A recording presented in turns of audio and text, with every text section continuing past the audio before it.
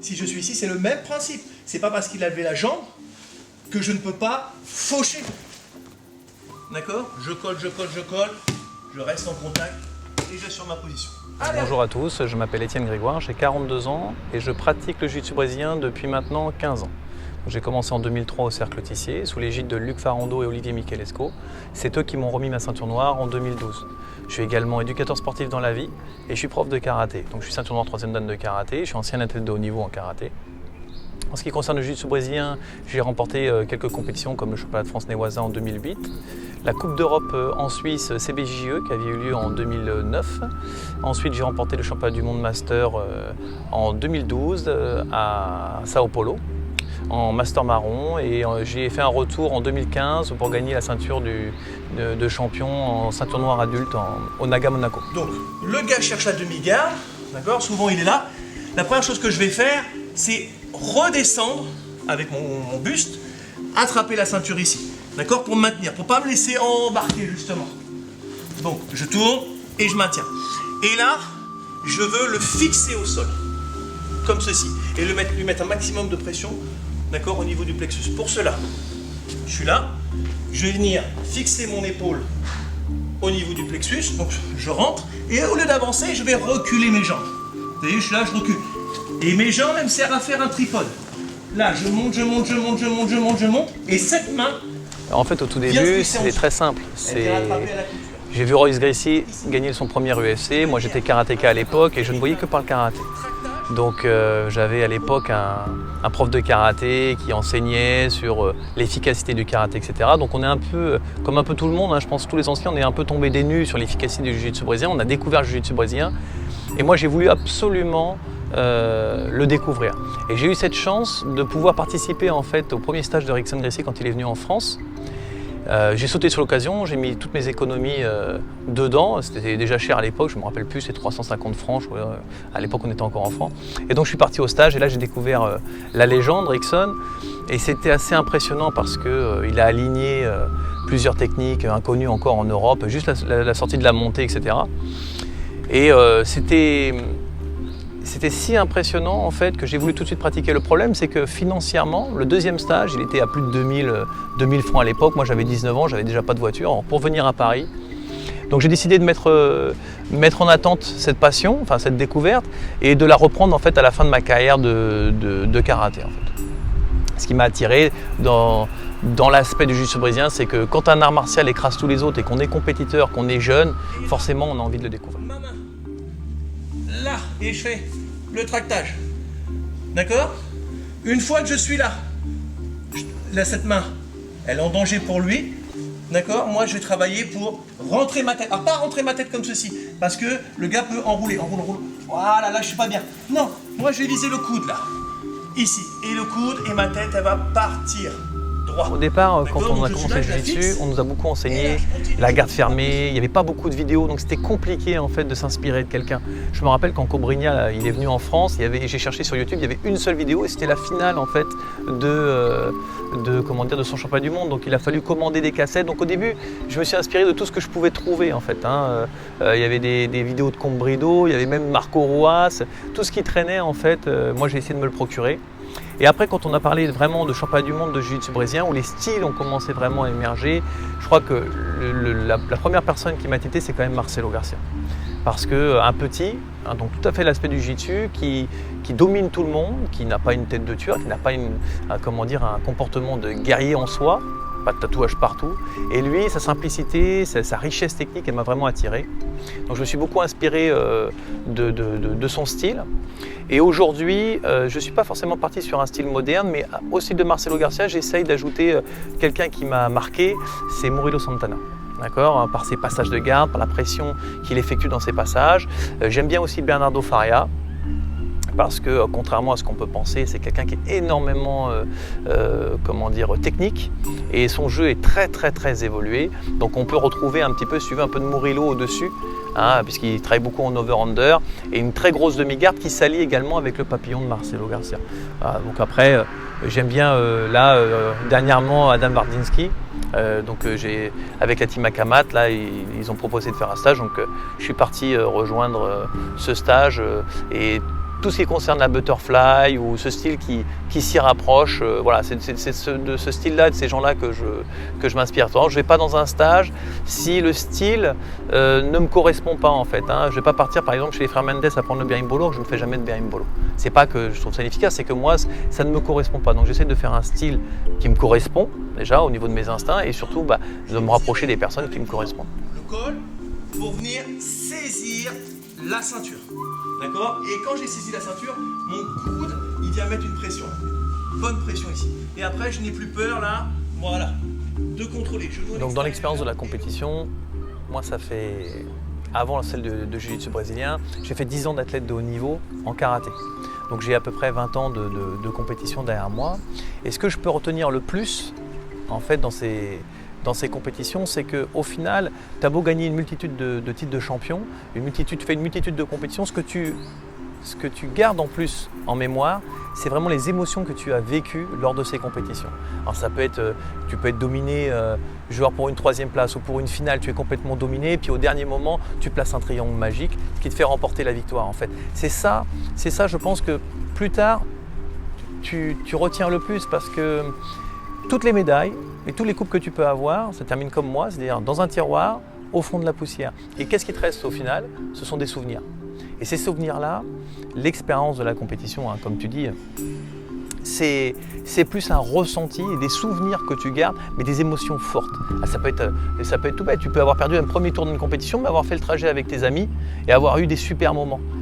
Tu vois, tu peux avoir gagné une compétition et au final l'avoir fait à l'italienne, tu vois, et ne pas être satisfait de ton rendu.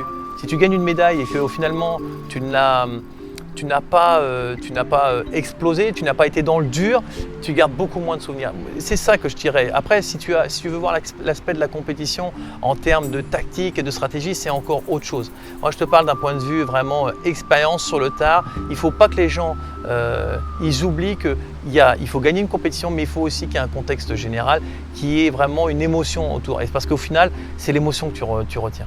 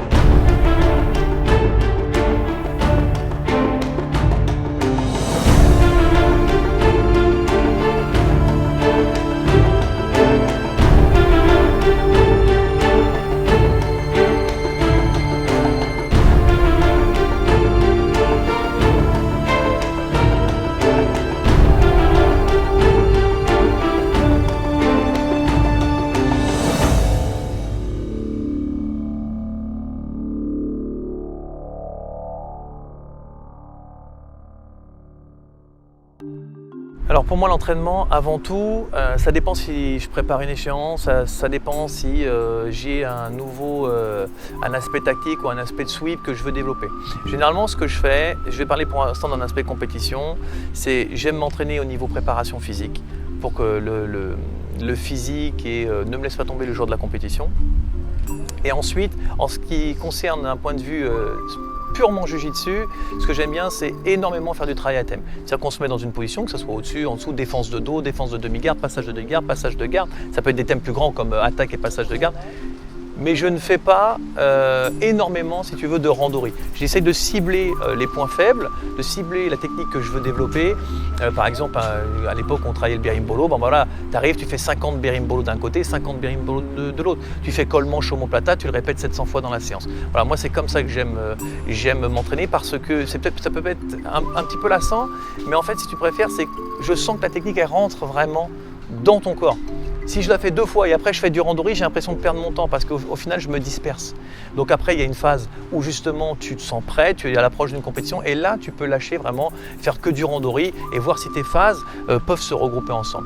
Mais j'aime voilà, ces phases de répétition. Comme je l'ai dit, je viens du karaté et on fait énormément de répétitions, donc j'ai gardé cette notion en fait pour que le corps ingurgite sa technique et que je n'ai plus besoin de réfléchir pour la faire.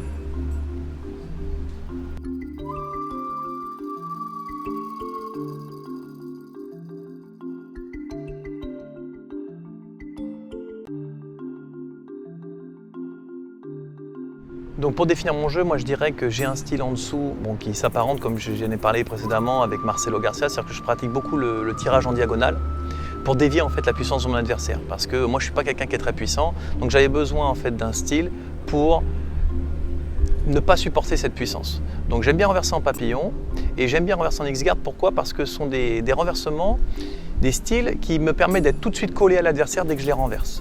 Et là on en vient en fait à ce que j'aime au-dessus, c'est-à-dire coller l'adversaire. Je dirais qu'au-dessus j'ai entre guillemets un style qui est assez oppressant.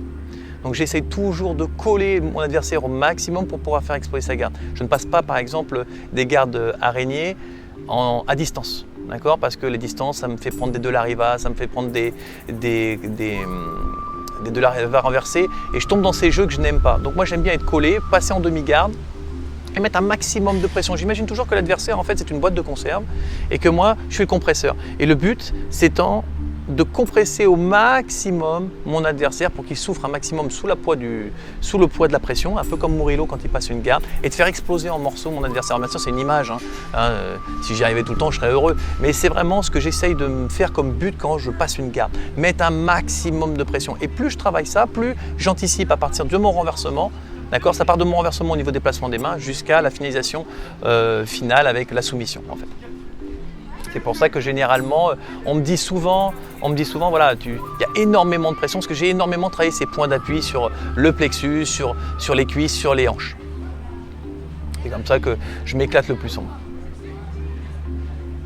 Moi, ce qui m'importe, c'est de ne pas tomber. Parce que c'est les passages où on prend son temps. Voilà, viens sur moi, voilà.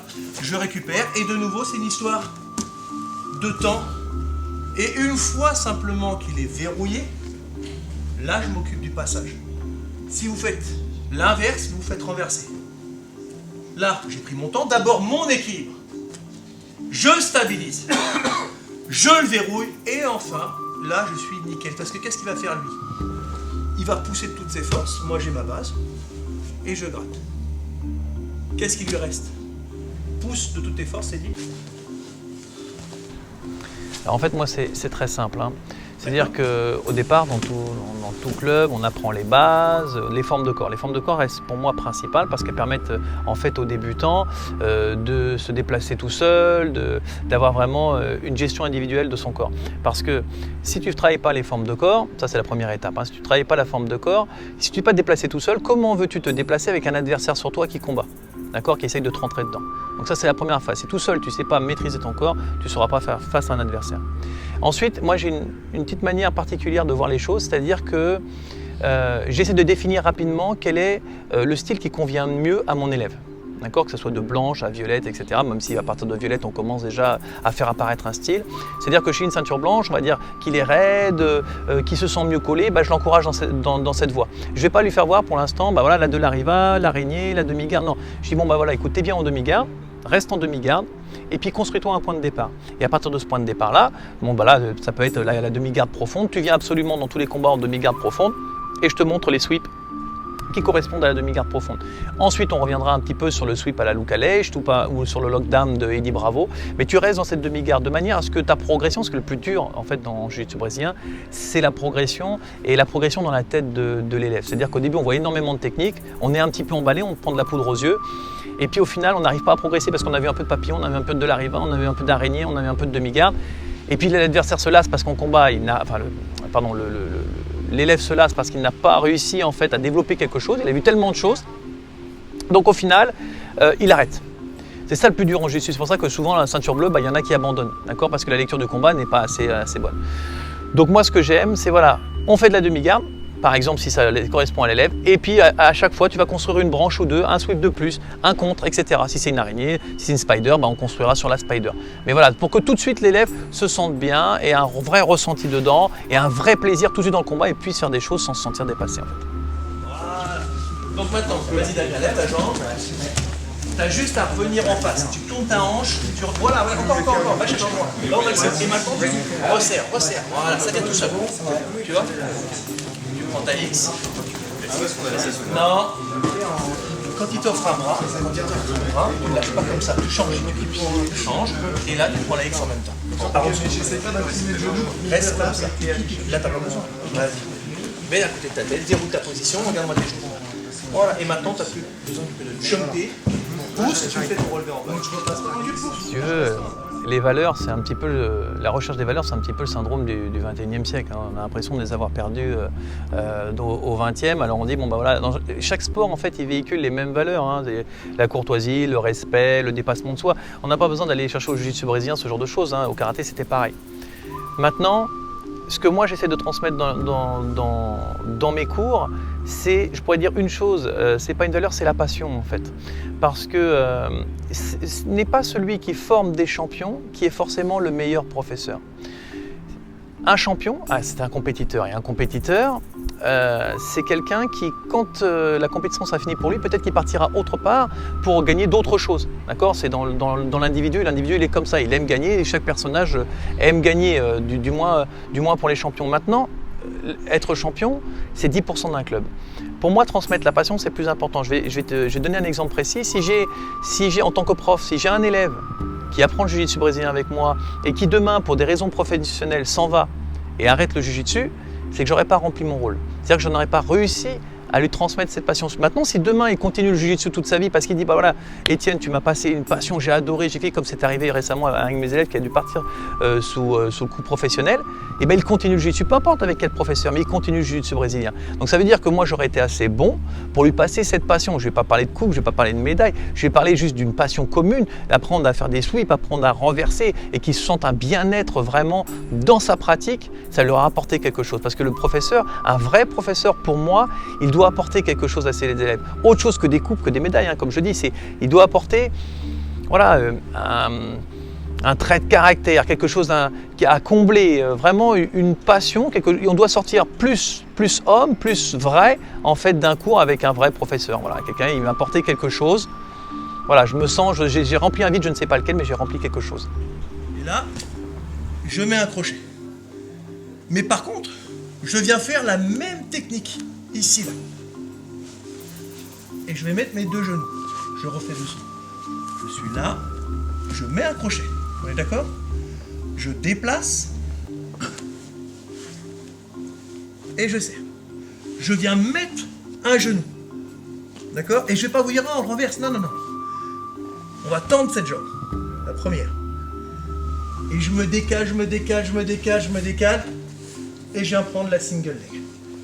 D'accord ? Attention. Ici. Quand je suis là, je vais faire le renversement le plus simple pour l'instant. Reste. Vous saisissez le bras qui est le plus loin, ici. Ok ? Je vous montre pas, oui, s'il est en arrière, je fais au plus simple, parce que c'est là, déjà, d'arriver là, c'est compliqué. Je saisis le bras, je pousse Juste je pousse. Alors, si tu veux, pour moi, je pourrais résumer ça d'une manière très très simple. Dans la vie, quand tu apprends quelque chose de très compliqué, c'est toujours plus facile de faire des choses simples. Et quand tu fais des choses simples, ça reste compliqué d'apprendre des choses compliquées. D'accord ? Et un peu le kimono et le grappling, c'est la même chose. C'est-à-dire que le kimono, en fait, le jeu du kimono, c'est du grappling avec une arme. Et avec cette arme, tu fais énormément de choses, d'ailleurs tu fais énormément évoluer ton jeu. Avec le grappling, tu n'as plus cette arme. Donc quelque part, tu simplifies ton jeu. D'accord ? Bien sûr, tu as un petit temps d'adaptation avec des poses de main, des poses de prise, etc., des hanches, etc. à faire. Mais le jeu, fondamentalement, reste le même. Sauf que tu n'as plus le kimono pour t'embêter. Et pour te donner un exemple précis, si un jour tu t'es fait prendre par quelqu'un qui maîtrise la warm guard, tu comprendras ce que c'est que le fait d'aller en grappling et que ce soit plus simple. D'accord ? Outre le fait que tu n'as pas des clés de talon, etc., ce ne sont que des soumissions. Et une soumission, quelque part, tu l'apprends en 30 secondes. Hein, une clé de talon, il ne faut pas 10 ans pour apprendre une clé de talon. Mais le jeu de déplacement, d'accord, de passage, il est d'autant plus dur en kimono parce que tu es retenu souvent en kimono. Donc, en enlevant cette arme, en enlevant ce kimono, le monde est plus simple. Voilà, pour moi, ce que j'en pense. D'accord ? C'est pas pour faire, pour être vulgaire avec les gens du grappling, hein, je respecte parfaitement ça. Mais les gens qui n'ont jamais fait de kimono, on voit, quand j'ai déjà combattu avec des grappleurs qui ont mis un kimono, c'est l'enfer pour eux. Par contre, quelqu'un qui a le kimono et qui vient au grappling, bien sûr, il y a ce temps d'adaptation dont on parlait tout à l'heure, mais il se débrouillera toujours mieux. D'accord ? Parce qu'il n'a plus de gêne de kimono. Voilà, pour moi, c'est limpide comme de l'eau de roche.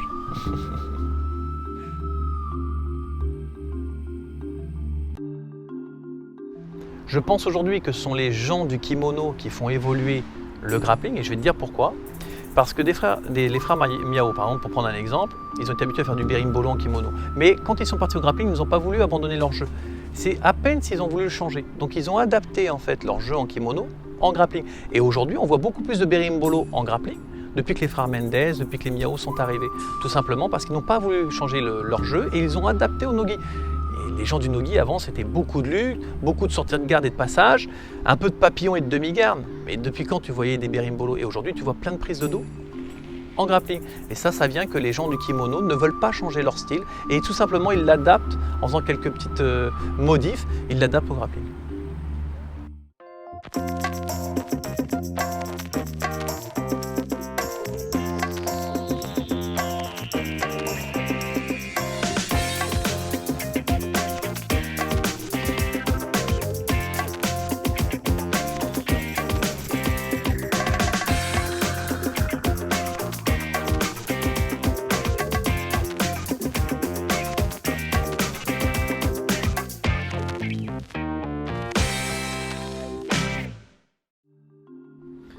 Alors moi, je ne suis pas un spécialiste du MMA, je fais juste une constatation. C'est-à-dire qu'au départ, quand les arts martiaux étaient séparés et qu'on combattait au début de l'UFC, il y avait un véritable apport de jiu-jitsu, puis c'était une véritable découverte. Personne ne savait faire des clés de bras, ne savait qu'on pouvait amener quelqu'un au sol. Aujourd'hui, c'est vraiment des athlètes de haut niveau par rapport à l'époque de Royce Gracie. Donc aujourd'hui, tout le monde fait du jiu-jitsu, tout le monde fait de la lutte, et je pense que tout le monde s'est un petit peu adapté aux règles, hein, comme dans n'importe quelle compétition. Et je pense qu'aujourd'hui, la lutte est super important en soi, et je dirais même un peu plus que le jiu-jitsu, parce que peu de gens se font retourner. Néanmoins, tu ne peux pas passer à côté d'un triangle, d'une clé de bras, c'est le minimum à savoir. Et pour ça, tu es obligé de faire du jiu-jitsu brésilien, parce que c'est l'art martial le plus complet au sol. Donc ça passe par un apprentissage. Autrefois, c'était l'art martial unique. Aujourd'hui, la boxe pied-point a rattrapé son retard depuis bien longtemps dans le MMA. Tu ajoutes ça à de la lutte et du JJB. Je dirais qu'il y a 3 disciplines vraiment importantes pour le MMA, mais c'est plus le JJB unique.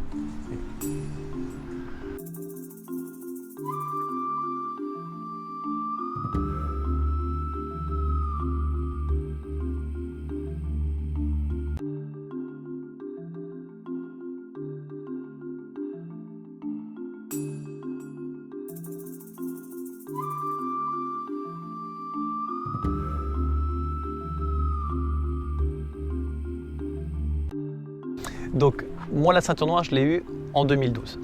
Je Je l'ai eu en 2012 et je venais juste 2 mois avant de gagner le championnat du monde en master, en marron, là, au Brésil. Et si tu veux, ça a été une énorme satisfaction parce que ça faisait pratiquement 10 ans que je faisais du jiu-jitsu brésilien.